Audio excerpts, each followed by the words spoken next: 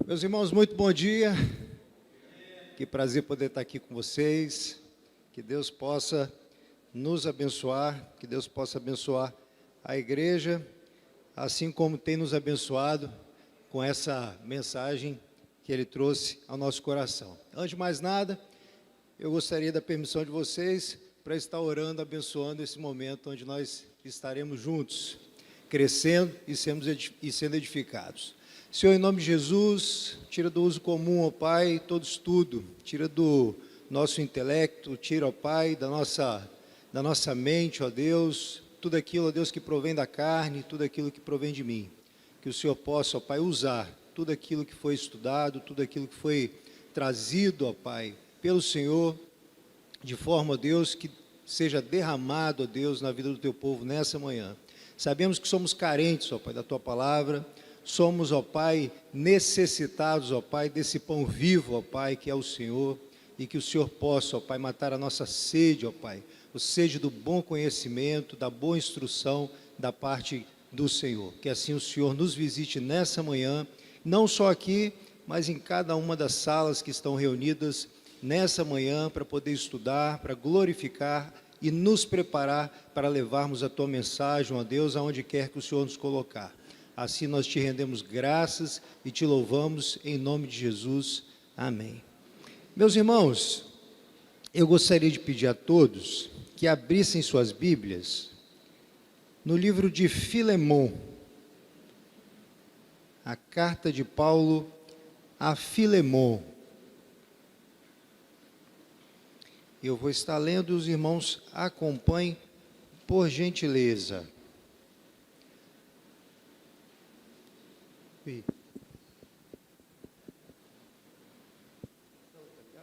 Ah, tá. Então, joia. Não, só para saber se eu não mexo aqui. Joia. Meus irmãos, diz assim o texto de Filemon, a carta de Paulo a Filemon. Paulo, prisioneiro de Cristo Jesus, e o irmão Timóteo, ao amado Filemon, que é também nosso colaborador, a igreja que se reúne em sua casa, a irmã Áfia e Arquipo, nosso companheiro de lutas. Que a graça e a paz de Deus, nosso Pai, do Senhor Jesus Cristo, esteja com vocês. Dou graças ao meu Deus, lembrando sempre de você nas minhas orações, porque tenho ouvido falar da fé que você tem no Senhor Jesus e do seu amor por todos os santos. Oro para que a comunhão da sua fé se torne eficaz no pleno conhecimento de todo o bem que há em nós para com Cristo. Pois, irmão, o seu amor me trouxe grande alegria e consolo, visto que o coração dos santos tem sido reanimado por você. Pois bem, ainda que eu sinta plena liberdade em Cristo para ordenar a você o que convém ser feito, prefiro, no entanto, pedir em nome do amor. Sendo que sou Paulo, velho, e agora também prisioneiro de Cristo Jesus, faço um pedido em favor do meu filho Onésimo, que gerei entre algemas. Antes ele era inútil para você. Atualmente, porém, é útil para você e para mim.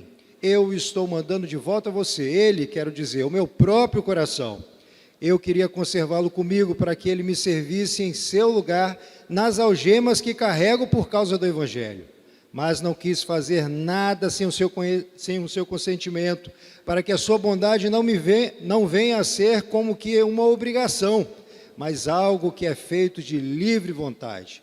Talvez ele tenha sido afastado de você temporariamente a fim de que você o receba para sempre, não como escravo, mas muito mais do que escravo, como irmão caríssimo, especialmente de mim, e com maior razão de você, quer como ser humano, quer como irmão no Senhor.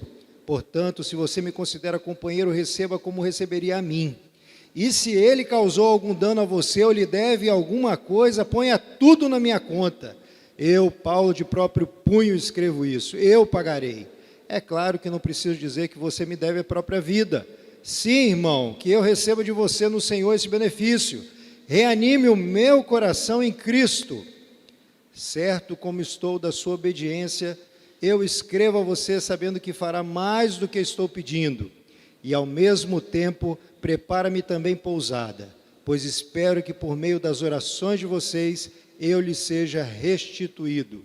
Epáfras, prisioneiro comigo em Cristo Jesus, Marcos, Aristarco, Demas e Lucas, meus colaboradores, mandam saudações a você. A graça do Senhor Jesus Cristo esteja com o espírito de todos vocês. Meus irmãos, é sabido por muitos, ou talvez por todos, que eu não disponho de uma vasta cabeleira. Mas na minha casa, eu tenho dito sempre, careca sim, mas um careca cheiroso. Que as pessoas possam passar perto de mim e falar, está aí um rapaz, um calvo, mas um calvo cheiroso. E o cheiro, meus irmãos, é associado aos perfumes. E os perfumes mais caros do mundo não estão nos grandes frascos. Os perfumes mais caros do mundo encontram-se nos pequenos frascos. Dona Delminha, seu Carlinho está bem servido. Um pequeno frasco, mas de uma importância. Existe um perfume inglês que é um perfume mais caro do mundo, também conhecido como a joia da coroa. Esse perfume, de nome imperial, ele carrega e é o único perfume do mundo que pode carregar a marca, o símbolo da coroa britânica. E esse perfume em dólares custa mais de 265 mil dólares, que em real daria em torno de 1.200.000 reais. Um pequeno perfume, mas com uma importância gigantesca. Para a economia daquele país, para a grife daquele país, para o nome que aquele país carrega. Mas por que um perfume é tão caro? Quais são as atribuições, quais são as qualidades que fazem com que um perfume seja tão caro? Diz que um perfume que carrega o cheiro, o aroma de uma rosa, ele precisa de 11 quilos de pétalas de rosa, para poder ser extraído apenas 5 ml do seu óleo. E para que você tenha 1 quilo, você precisa gastar mais de 100 mil reais para ter algo equiparado a 1 quilo desse óleo de uma rosa. Mas o investimento não está só no que tem dentro do perfume, não no aroma em si, mas a maioria desses perfumes carregam com ele nos frascos diamantes cravados, cravejados ali, e tantas outras coisas preciosíssimas que estão ali, podendo ser percebida e podendo ser guardada como uma joia. Filemão é o 13º livro do apóstolo Paulo. Filemão é uma joia. É um livro pequenininho, um livro que lemos aqui, talvez em menos de 5 minutos, mas que tem informações preciosas e que carrega no seu corpo, na sua couraça, muitas lições para todos nós, sejam os mais moços ou os moços mais antigos, mais experimentados, a todos nós. E essa manhã nós vamos falar sobre esse livro. É um livro que é o 18º livro do Novo Testamento. Esse livro, essa carta escrita pelo apóstolo Paulo, faz parte de uma coletânea de 13. Mas o apóstolo Paulo, que por incrível que pareça, ele não inicia a sua trajetória nos primeiros livros da Bíblia.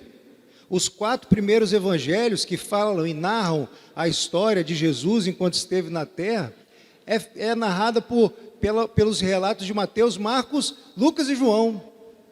E depois é que vem, em Atos, a partir do capítulo 8, a história de Saulo. Saulo, um perseguidor, que participou e presenciou do apedrejamento de Estevão, do servo, do diácono Estevão.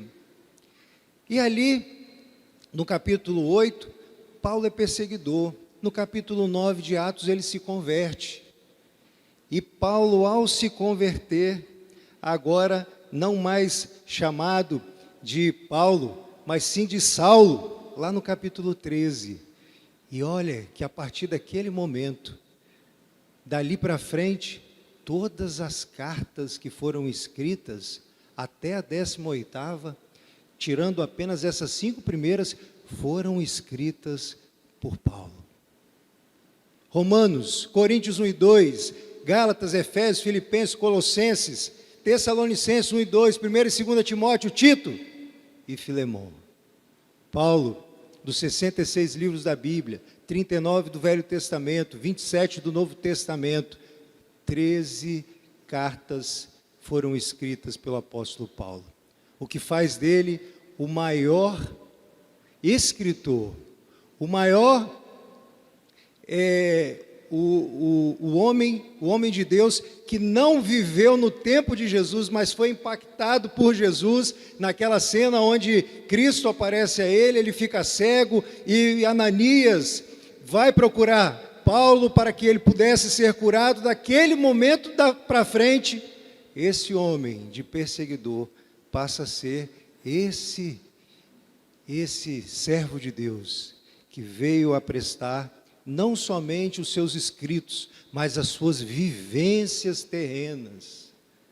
De perseguido passou a ser perseguidor. E todas essas cartas narram histórias que poderiam ser hollywoodianas, dos seus desafios, seja no mar, seja na terra, seja nas prisões. Esse então é Paulo. E se Paulo merece a nossa atenção, se Paulo tem esse compromisso, se Paulo tem esse serviço prestado na Bíblia, a gente pode recorrer a um texto, a uma parte do texto no versículo 7, que diz o seguinte, desse texto de Filemão que acabamos de ler: o seu amor me trouxe grande alegria e consolo, visto que o coração dos santos tem sido reanimado por você.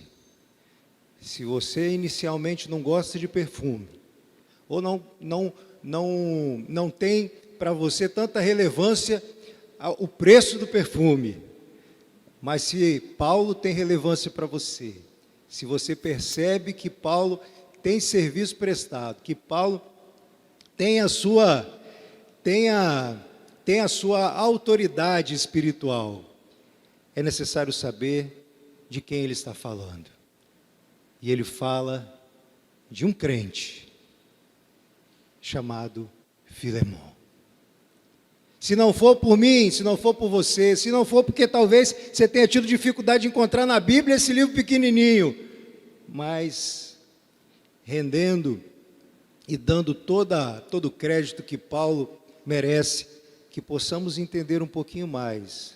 Quem é esse homem que pôde ser lembrado por Paulo pelo amor que ele trouxe devido à alegria e consolo que esse Filemão veio a promover no coração dos santos e até os reanimando?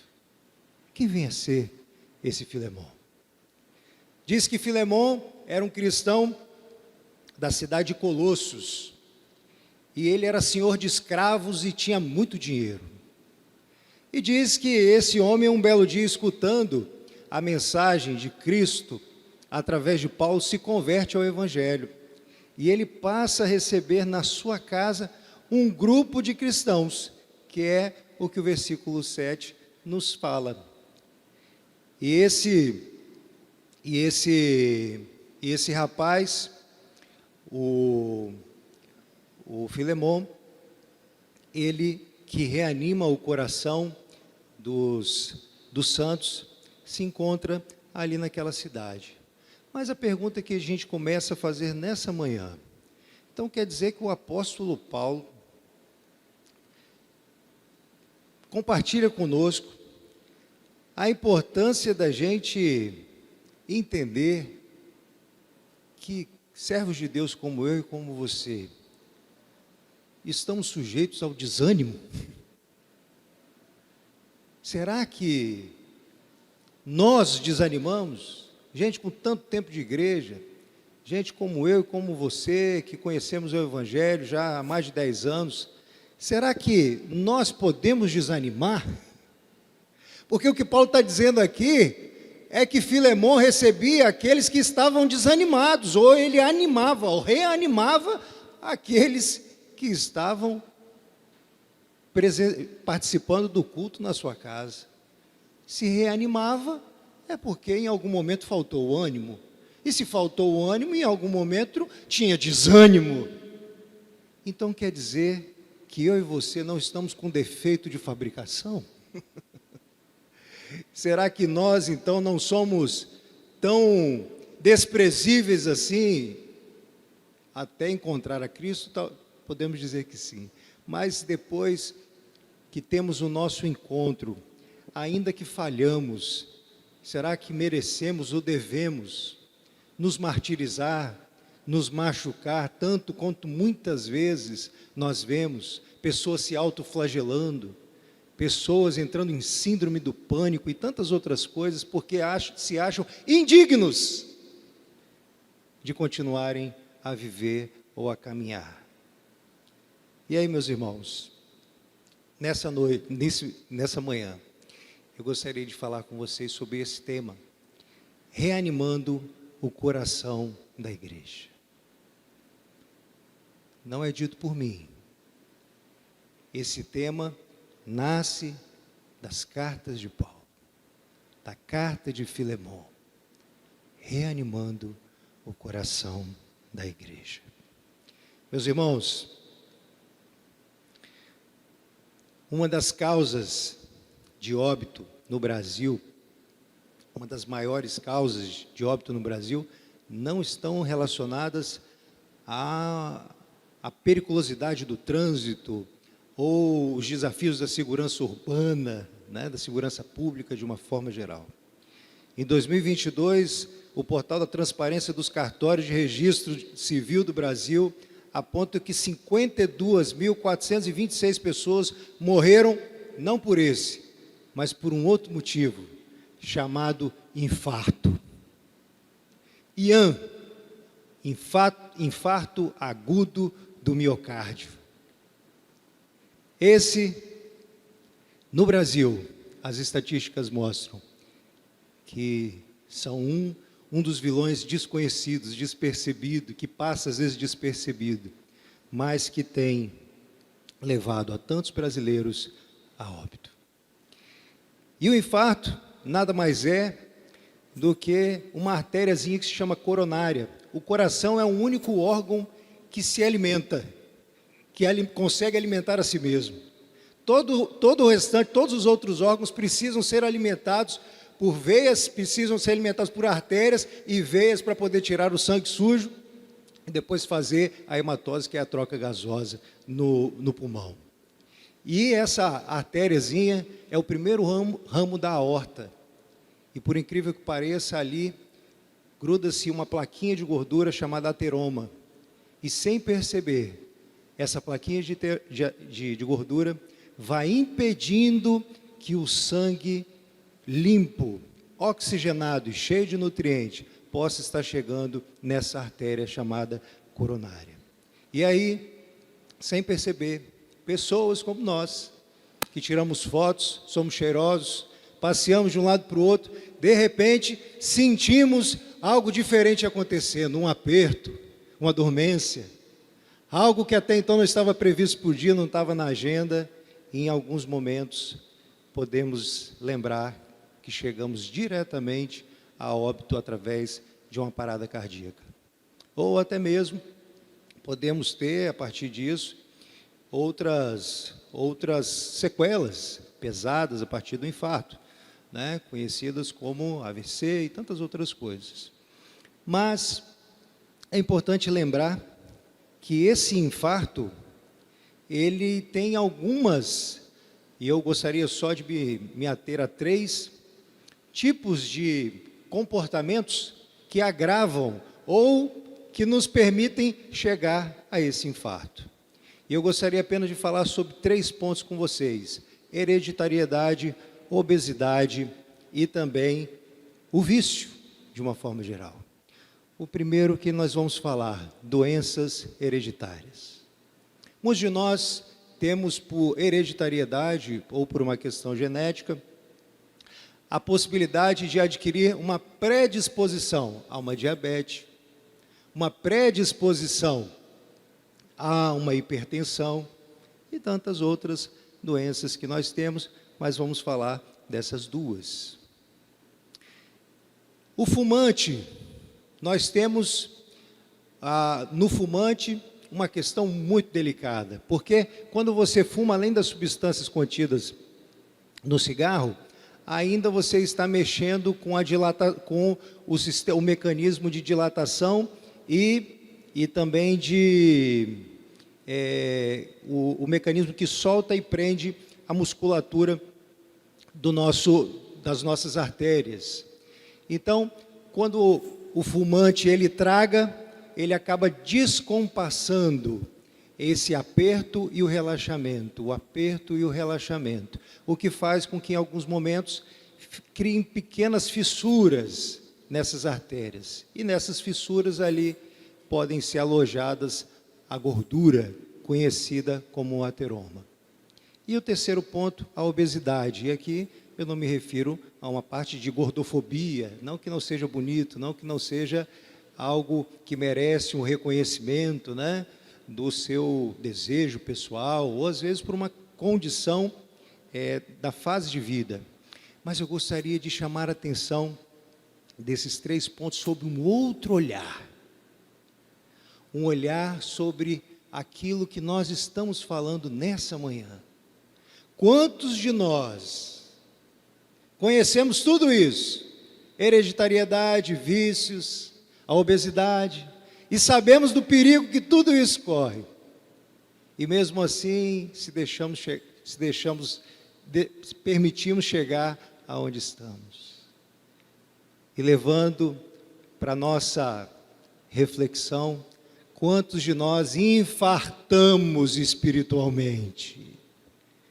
Quantos de nós precisamos de um desfibrilador para sermos reanimados? Porque o desânimo chegou dentro da igreja ou dentro das igrejas de uma forma geral. E o desânimo chega por conta dessas 3 questões de extrema relevância. Vamos ver? Hereditariedade. Nós nos convertemos, mas ainda somos, como diria a cantora popular, como os nossos pais. Os nossos comportamentos ainda são sisudos, estressados. Ainda somos de poucos amigos, ainda temos o nosso jeito, nossa família é assim, a gente fala é assim, não é contra ninguém, é apenas um jeito de agir. E nós vamos se desentendendo, colecionando poucas memórias, tendo poucos bons momentos, e quanto menos percebemos, nós cristãos, que tivemos sim uma vida restaurada, é verdade, talvez quem roube não roube mais, talvez quem às vezes xingava não xinga mais. Talvez quem antes só falava, só tinha assunto que não edificava, agora edifica, porque consegue compartilhar tudo da Bíblia. Mas ainda tem essa predisposição hereditária sendo alimentada.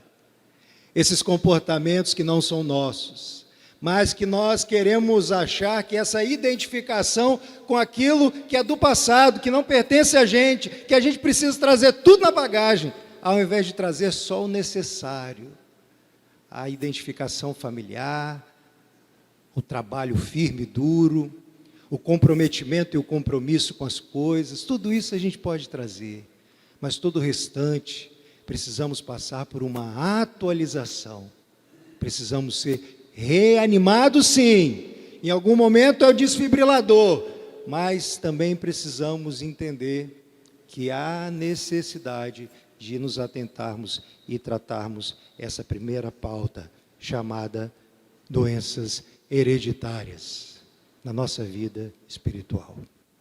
Segunda, os vícios. Se queremos a semelhança do fumo do cigarro, que mexe com o mecanismo de relaxamento e contração das nossas artérias, quantos de nós estamos convertidos, mas ainda carregamos comportamentos que vão grudando pequenas gordurinhas, São coisas pequenininhas, mas que impedem o fluir de Deus na nossa vida, que impede da gente conhecer mais de Deus, que impede da gente se envolver mais com Deus. Quantas pequenas coisas precisam ser deixadas, certas coisas que falamos, certas formas de agir, certos pequenos vícios que achamos que não têm grande relevância ou importância, como o álcool, o que assistimos, como nós enquadramos as nossas rotinas, o que investimos mais tempo do nosso dia e o que nós colocamos menos tempo. Segunda causa de um infarto: as doenças hereditárias, a primeira, e a segunda, que nós possamos rever os nossos hábitos e as nossas rotinas espirituais. O terceiro, a obesidade. A obesidade. Quantos de nós conhecemos da Bíblia? Olha, nos dias de hoje, se você não tiver condição financeira para ir a uma biblioteca, a uma livraria, você pode baixar um e-book, livros cristãos, então, só você botar no Google que você encontra o que você quiser. Quanta literatura, quanto conhecimento bíblico todos nós temos, todos os dias. Todos os dias, quando estamos na igreja ou fora da igreja, ou quando estamos em casa. Essa Bíblia mesmo é uma Bíblia de estudo, que foi comprada aqui da Sociedade Bíblica do Brasil, uma Bíblia maravilhosa, onde você tem não só os textos, mas comentários dos mais diversos. Mas nós estamos infartando espiritualmente, porque estamos obesos, estamos cheios de energia armazenada, essa gordura aí, para a gente poder queimar, mas nós não conseguimos levar adiante. Nós não conseguimos, muitas vezes, passar para outra pessoa que não conhece tudo aquilo que nós conhecemos da Bíblia, compartilhando com a nossa vivência, com a nossa experiência e com o nosso conhecimento com outras pessoas. Que nós não infartemos por conta dessa quantidade de gordura armazenada, mas que possamos utilizar da energia que temos para poder fazer com que outras pessoas tenham a mesma bênção que nós experimentamos e que nós temos acesso diariamente, ou deveríamos, ou devemos ter. 3 pontos importantes para que nós possamos sair dessas estatísticas, não só de estatísticas de morte física, mas também de morte espiritual, que tem assolado as igrejas de uma forma geral. Bom, se faz necessária a ação urgente de reanimação a esses infartados, talvez até com essa mensagem, talvez até trazendo essas informações, é desfibrilador direto no peito. Mas a carta de Filemon não fala apenas sobre esses crentes, sobre esses homens e mulheres que precisam ser reanimados. Não. A primeira parte fala do porquê que esses homens estão na casa de Filemon. Mas o que nós queremos saber é o que acontece com Filemon. E o que Filemon precisa aprender da parte de Deus? Porque talvez você e eu nós não estejamos no grupo que tem que ser reanimado. Mas calma, que ainda tem muita coisa para que nós possamos aprender. Outra situação é a situação, uma é atendermos a urgência, é atendermos a emergência. Essa é a primeira. A segunda é trabalhar com a prevenção. A prevenção. Não basta apenas você ficar sempre correndo de um lado para o outro para poder ser acudido. Mas nós precisamos entender como que a gente pode lidar com tudo isso e como que a gente pode, ao se atentar, não chegar a essa situação. E aí, Paulo vem dizer sobre o que está acontecendo ali com Filemon. Paulo estava preso, possivelmente em Roma, e apresenta Cristo a um colega de prisão, chamado Onésimo, que é um escravo foragido exatamente da casa de Filemom. E Onésimo se converte a Jesus e passa a ajudar Paulo. Com sua saída da prisão, Paulo propõe enviá-lo de volta a Filemom e escreve essa carta. Só que a gente tem que lembrar uma coisa.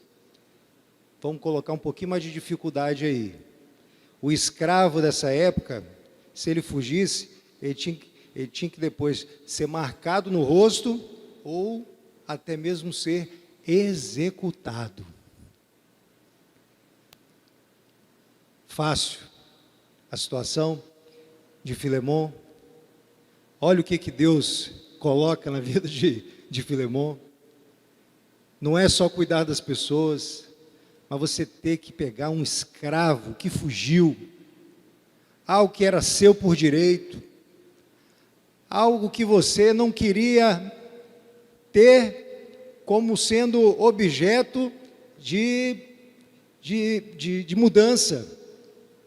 Mexer naquilo que é o meu afazer, mexer naquilo que é o meu ganha-pão, mexer naquilo que me fez chegar à condição financeira que eu me encontro. Talvez tudo isso se passasse na cabeça de Filemom, mas Deus queria tratar a todos que se reuniam ali, a Filemom e também aos outros cristãos. E aí, meus irmãos, é necessário que não apenas a gente cuide do hoje, mas é necessário que a gente comece a cuidar de forma preventiva. E cuidar de forma preventiva do nosso coração, da nossa espiritualidade, é a gente entender que em alguns momentos virão situações inesperadas na nossa vida. Chegará até a gente, talvez questionamentos, ou até mesmo decisões que nós talvez nunca tenhamos, que nunca tivemos a necessidade de tomar. Talvez Deus permita que chegue na sua vida uma questão de saúde, uma questão de desemprego, uma questão financeira, e tantas outras que podem nos acometer, que nunca tinha chegado na sua vida antes. Mas é importante e necessário que a gente entenda que tudo isso, quando Deus permite que chegue, é porque Ele quer tratar algo que você não trataria, se não fosse a partir daquilo que Ele sabe o que é melhor para nós. E aí, para que Filemom consiga aceitar que esse escravo pudesse voltar para sua casa, o texto nos fala que duas coisas são imprescindíveis a partir de Paulo, no manejo de Paulo, no convencimento de Paulo, na explicação de Paulo, na tentativa de Paulo de fazer com que Filemom aceitasse ou permitisse que todo esse aprendizado, esses ensinamentos fossem possíveis e não optasse pelo pior, que era matar o seu escravo porque ele tinha direito para isso. Foi necessário aprender duas coisas, que talvez sejam uma das mais difíceis para todos nós. A primeira delas se chama reconciliação. Se reconciliar com as nossas mazelas, com os nossos escravos, com aquilo que um dia a gente já fez de errado, com aquilo que um dia a gente falhou, aquilo que um dia a gente deixou a desejar, aquilo que um dia a gente não quer, hoje nós não queremos nem passar perto para não ter que lembrar, mas se reconciliar com a parte mais difícil da sua história. O texto diz: eu estou mandando de volta a você.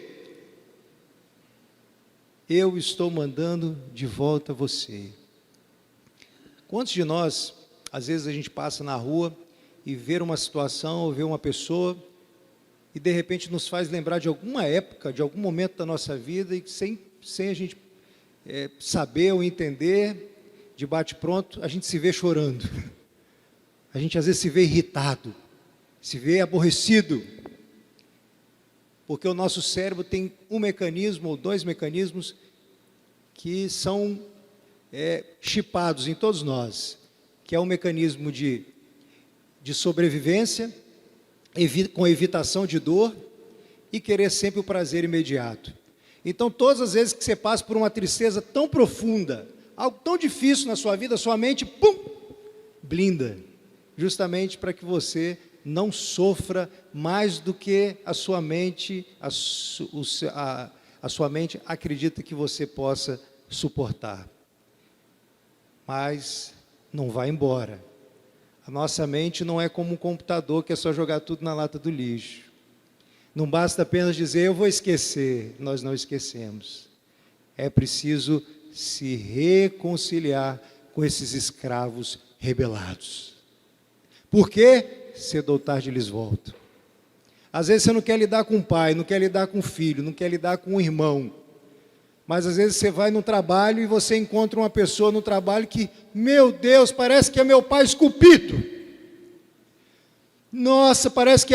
Aí de repente você tem um melhor cliente dentro da sua loja, vai fazer uma compra gigantesca com você, quando você vai ver um comportamento desumano, uma pessoa sem nenhum apreço, sem nenhuma empatia pelo outro, e você se percebe irritado, ou às vezes até alarmado, ouriçado, justamente porque são esses fantasmas, esses escravos voltando à cena, voltando à sua vida. É necessário que nós possamos nos reconciliar com esses nossos trágicos momentos da nossa história. A segunda importante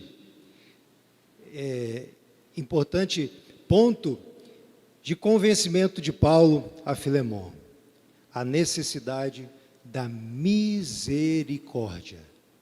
Só é possível se reconciliar com o seu passado, com quem te fez mal, com quem muitas vezes você tem motivo para poder se aborrecer, se entristecer, se revoltar, agindo com misericórdia. E agir com misericórdia é uma junçãozinha de palavras que vem de misere, de ter paixão, e cordis, de coração, que é ter compaixão do coração. Se graça é favor imerecido, misericórdia é algo que nós merecemos e que mesmo assim Deus não faz.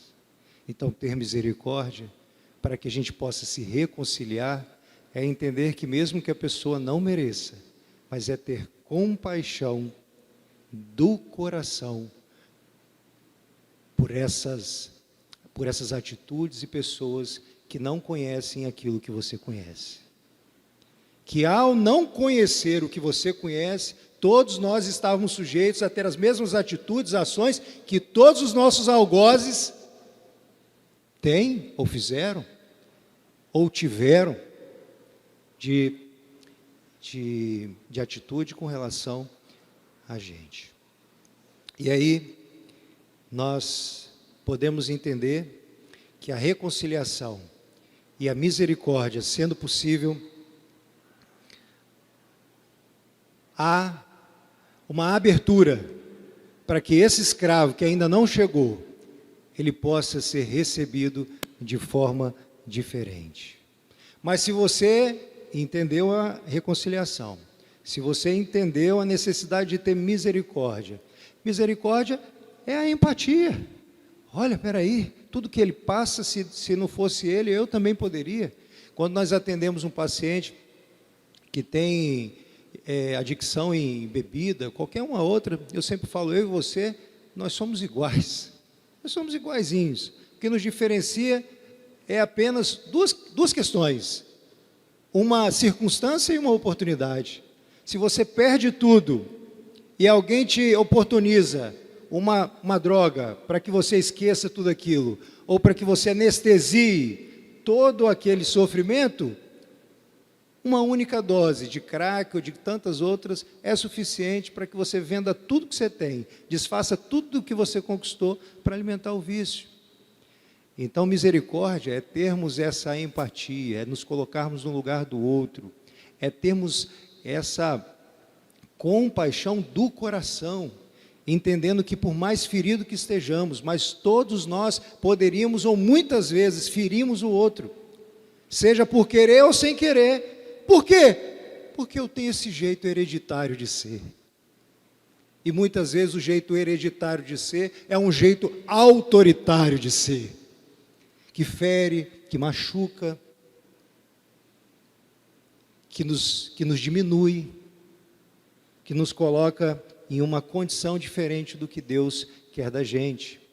Sermos únicos, porque o sangue foi derramado por todos, mas de forma individual, pois cada um tem o seu nome e tem a sua identidade, e Cristo morreu por cada uma dessas identidades que aqui estão e das que já passaram. E o texto fala que a convivência com Jesus, ali, naquele momento, ali, Paulo diz o seguinte: prefiro, no entanto, pedir em nome do amor. Prefiro, então, pedir em nome do amor. Se nós aceitamos a reconciliação, se nós nos permitimos sermos misericordiosos, se faz urgente e necessário que nós possamos utilizar o amor em nossas atitudes do dia a dia, por sermos cristãos, por conhecermos aquilo que conhecemos.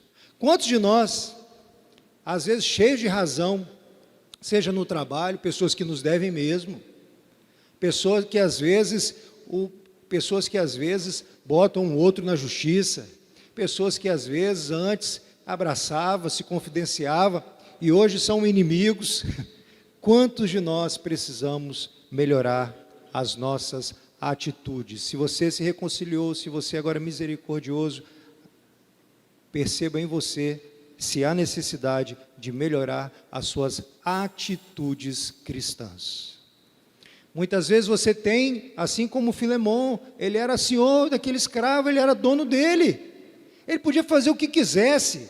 Você às vezes tem os seus funcionários, você pode fazer o que você quiser com eles, mas o que o texto diz é que nós precisamos pedir em amor. Precisamos mostrar para as pessoas que há algo diferente na gente, que há algo em nós que vai além de nós. A segunda coisa que podemos aprender aqui no texto: faça um pedido em favor de Onésimo, que era escravo, não escolheu essa condição, assim como outros escravizados. Então, faça um pedido em favor de Onésimo. Se Deus pudesse dizer a todos nós: faça um pedido em nome de uma outra pessoa. Porque muitas vezes, meus irmãos, as pessoas que você e eu, às vezes nos chateamos, elas não conhecem aquilo que nós conhecemos. É como se Deus estivesse dizendo: Deus, Cristo, eu faço um pedido em nome do seu pai, eu faço um pedido em nome do seu filho, eu faço um pedido em nome do seu funcionário, eu faço um pedido porque ele não conhece o que você conhece. E a primeira atitude precisa ser nossa, de quem conhece, de quem foi transformado, de quem foi restaurado, de quem foi reanimado e que ainda precisa receber desse renovo. Outro ponto: olhar para o semelhante como alguém que pode ter sua vida transformada. Onésimo se converte a Jesus. Um escravo, diz o texto, que ele dava trabalho na prisão. Eu não sei quantos aqui já assistiram aqueles programas, aqueles seriados de prisão. Olha, ali é uma carnificina. As pessoas não têm arma, mas a arma é o seu próprio corpo. Elas se degladeiam como se estivessem nas arenas romanas. E esse homem, Onésimo, era um homem que talvez quem tivesse ali ia falar, esse aí, vamos esperar que ele saia, que alguém mate, ou que aconteça alguma coisa com ele. E de repente ele se converte. Uma das técnicas que a gente usa para as pessoas que sofrem de estresse, né, ou um burnout, ou muitas vezes a bipolaridade também, é a gente utilizar da piedade. Ou seja, no trânsito, alguém nos fecha. Poderia ser o nosso filho, poderia ser a nossa esposa, poderia ser uma pessoa que está iniciando agora, pode ser uma pessoa que acabou de receber uma ligação dizendo de um luto ou até mesmo de um diagnóstico de câncer na família. Então, ao utilizarmos dessa palavra, da piedade, nós conseguimos arrefecer os nossos sentimentos e melhorarmos o nosso comportamento ou a nossa ação e até mesmo uma reação que possamos vir a ter. Então, quando nós olharmos para aquele que tem comportamentos equivocados, é porque não conhece a Jesus. Se Onésimo se converteu, é preciso olhar e falar, que Deus converta. Que você olhe com um olhar piedoso e fale, é porque não conhece a Cristo. E se já conhece a Cristo, é da igreja, e mesmo assim fala, mas de repente essa pauta, esse ponto ainda não foi trabalhado. E só não dói mais em mim, ou só não sou eu mais que faço, porque isso foi trabalhado em mim. Mas tem muitas outras coisas que eu preciso trabalhar em mim, que o outro já trabalhou. Então sabermos que Cristo pode dar jeito, e quando nós olharmos aquilo que ainda não foi visitado, ainda não foi transformado, que a gente possa olhar e ver com o mesmo olhar que Cristo teve para com Onésimo.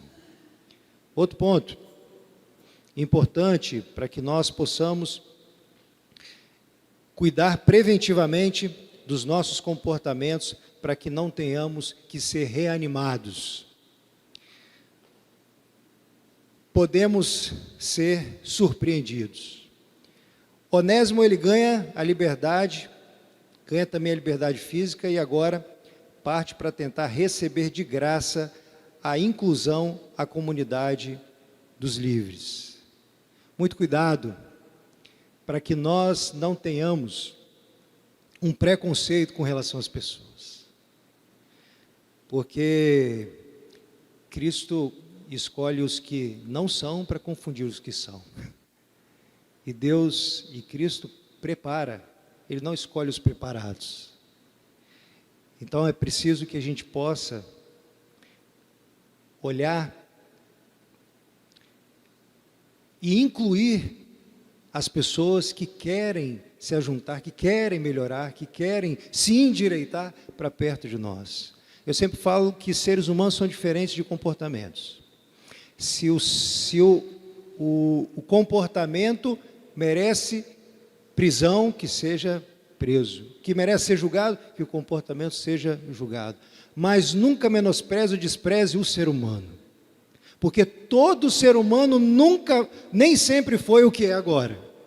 Nem sempre teve as atitudes que tem agora. Então, quando você olhar para uma pessoa e perceber comportamentos ruins, que você possa se lembrar de que há um ser humano ali, e que enquanto há vida, há esperança, e que nós devemos nos conectar com aquilo que nos junta, não com aquilo que nos separa. É claro que tem comportamentos que, se nós dividirmos, nós vamos ser julgados, avaliados no mesmo balaio. Mas o que importa é a nossa atitude, é a forma como percebemos, é a forma como cedemos ou até mesmo permitimos para que eles se acheguem. Quantas pessoas hoje retornam para as igrejas com a homossexualidade, eram homossexuais e querem retornar para a igreja. Pessoas que tinham vícios e querem retornar para a igreja. Pessoas que eram adúlteros e querem retornar para a igreja. Pessoas que eram alcoólatras e querem retornar para a igreja. E muitas vezes nós olhamos para essas pessoas ainda pelos comportamentos e não como ser humano que são. Que possamos olhar com o olhar de querer ser surpreendido, de querer estar sempre dando a possibilidade de aceitar aquilo que Deus faz na vida do ser humano. E chegando já ao final, meus irmãos, é importante que a gente possa se lembrar que Filemon, juntamente com sua família, reservava sua casa para ser um centro de acolhimento, de reuniões e difusão do Evangelho. Como é que, depois de ouvir tudo isso, depois de entender a importância de nós valorizarmos as pequenas coisas, os pequenos livros, as pequenas mensagens, as pequenas reflexões, nós entendermos a nossa condição, que todos nós podemos sermos sujeitos a dificuldades da saúde física, mas também da saúde espiritual. Todos nós podemos infartar fisicamente ou espiritualmente. Todos nós, cedo ou tarde, precisamos e devemos ser reanimados. Mas também todos nós podemos nos cuidar de forma preventiva. E cuidar-nos de forma preventiva é permitir que estejamos a todo momento se reconciliando com o nosso passado, com aquilo que nós deixamos e queremos fazer de diferente. E utilizarmos de misericórdia, porque a pessoa indesejada de hoje foi aquela que nós fomos ontem. E ao utilizarmos de todos esses pequenos lembretes do nosso comportamento, da modulação do nosso comportamento, para que possamos ter uma vida mais saudável espiritualmente e dentro das igrejas de uma forma geral, é importante que nós olhemos para Filemon, que se juntava ali com a sua família e colocou a sua casa como um centro de acolhimento. Como você tem utilizado os seus bens, os seus dons, os seus talentos, mas também os seus bens, seja o seu carro, sua casa, seja a sua intelectualidade, seja o domínio que você tem em alguma profissão ou algo que você faz. Quantos de nós temos vários predicados? Nós temos tantos adjetivos, nós também temos as nossas qualidades, as nossas virtudes, os nossos dons, os nossos talentos. A grande pergunta que fecha o nosso momento aqui, de hoje, é: como que você quer ser visto e lembrado? Filemon é olhado por Paulo. Esse Paulo que nós vimos aqui, esse homem, esse apóstolo, esse homem de Deus, o homem que soube passar por todas as coisas em nome do Evangelho. E nós muitas vezes, por questões pequenas, já estamos todos cambaleantes. E se der um vento, a gente cai que não levanta mais.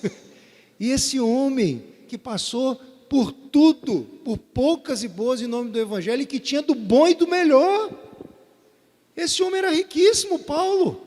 As melhores escolas, ele estava com as melhores, com todas as autoridades da época, ele se sentava à mesa. Esse homem que abriu mão de tudo, para que fosse preenchido daquilo que é tão nosso, que é esse ponto de um ser humano que só pode ser preenchido, que é o que a ciência hoje tem chamado de ponto de Deus. Que todos nós temos um vazio que só pode ser preenchido por Deus, e Paulo viu que todas as coisas eram insuficientes, por mais que ele tivesse, por mais que não faltasse nada. Mas ele, apesar de muitos momentos deixar de ter tudo, mas ele passou a ter tudo, porque Cristo a todo momento estava com ele. Como você e eu queremos ser lembrados, queremos ser vistos, queremos ser reconhecidos, pelos talentos que tem ou pela forma como os usa, pelos bens que tem ou pela forma como usa os seus bens, pelo conhecimento bíblico, acadêmico, ou pela forma como vive tudo o que sabe. Porque o mais intelectual, ele precisa ser também o mais simples. Porque o mais intelectual sabe que de nada sabe. Só sei que nada sei. Quanto mais procuramos saber, mais vemos que ainda nos falta tanta coisa. E o gesto de humildade, de sermos crentes que sejam realmente humildes por saber muito, por conhecer tanto, mas que as pessoas possam ver nós, não nós mesmos, não a nós mesmos, mas a quem está em nós e quem é por nós. E que se deixarmos que Ele carregue tudo aquilo que nos aprisiona, vamos conseguir ir muito mais leves, porque sabemos que somos carregados por aquele que nos fez e nos criou para ser quem devemos ser. Que Deus nos abençoe a todos nós.